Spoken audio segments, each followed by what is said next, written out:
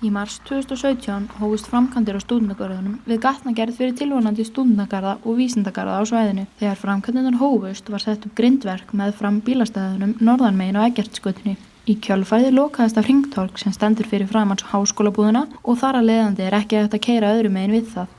Þetta veldur því að umferðarreglur á svæðinu óskýrast því óhjákvæmilegt að fara réttu megin við torgið, sé ekið úr austurátt.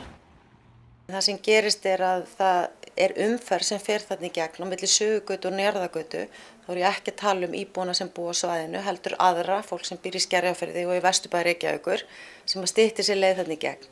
Þannig að þetta hringtorg var á sínum tíma sett þarna til þess að draga úr umferðarhraða.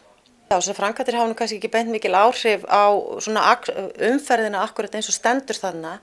Og meðal þeirra framkvæmdir sem standa yfir núna á vísindagarðasvæðinu sem búið að vera í uppbyggingu í svolítinn tíma og deiliskipulagi til fjölda ára þarna mun rísa byggð, alls konar húsnæði bæði fyrirtækja, hátæknifyrirtækja sem tengjast háskólanum og svo erum við að byggja þarna stúdentagarða og Reykjavíkurborg sér gatnagerð á svæðinu.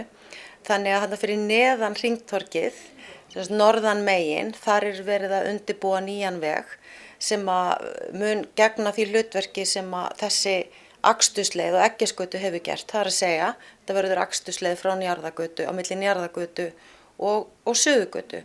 Og þegar að þetta verður búið, að þessu verður lokið, að þá vonumst við náttúrulega og gerum ráð fyrir því að það dragi úr umferð á svæðinu í okkur. Því að þessi gata, Eggertsgata, náttúrulega fyrst og fremst hugsuð sem bara gata fyrir íbúana og þá sem eiga leið þarna Og þá náttúrulega vonumst við til þess að það verði ekki lengur þörf fyrir þetta hringtorg. En við þurfum að bíða eftir því að gatnagerðinni ljúki þarna við hliðina á til að við getum endurskipulagt svæðið okkar og þá erum við að horfa bæði hvað varðar akstur, bílastæði og annað.